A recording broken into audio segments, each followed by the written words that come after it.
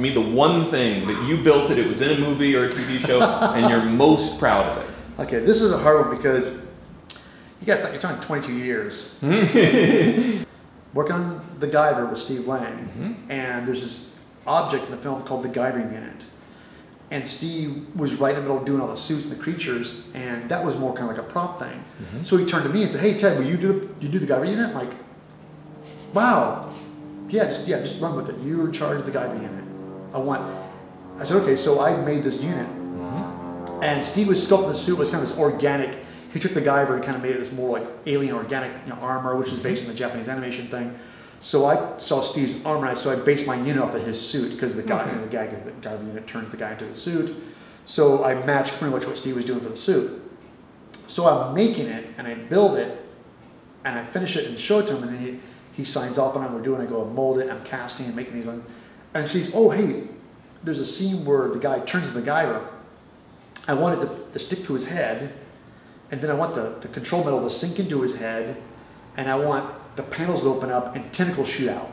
Okay. And exactly your reaction was mine, like this.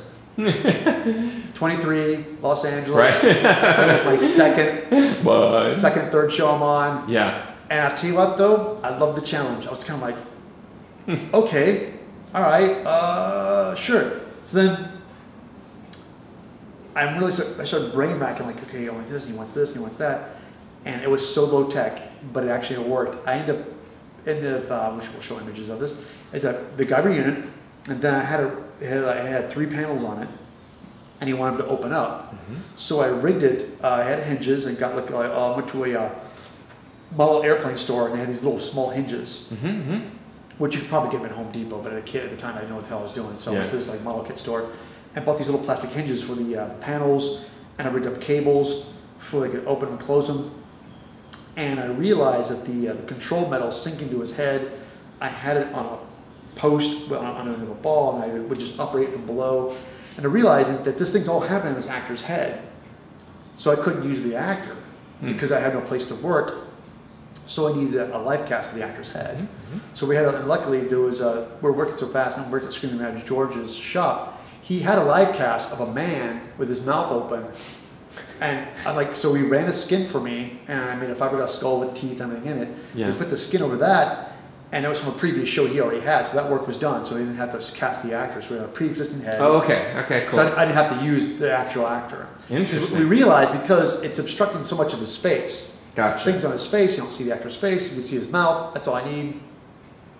So they ran the skin. I made it, and so he was able to have a hollow head. I ran the control metal inside the head, had a big tube.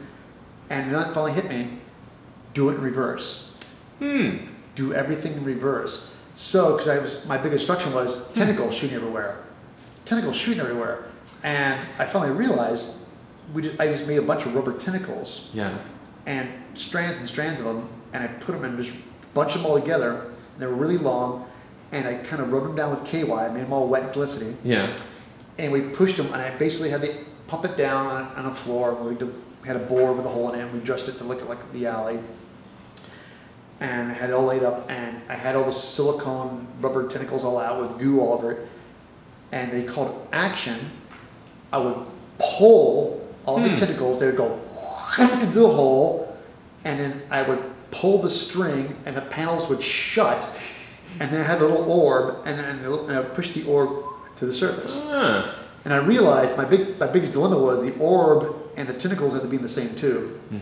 So I cut a hole in the side of the tube where the orb was, and I kept it at the bottom, and I had a handle on the side for the tentacles. So I had all the tentacles, and I pulled them out sideways, and I laughed because it was just me underneath this board. They'd call action. I would pull, and then pull the cables, and I'd close the thing shut, and when you watch it, it's super fast, and it's all done in reverse. It's Interesting. Quick gag.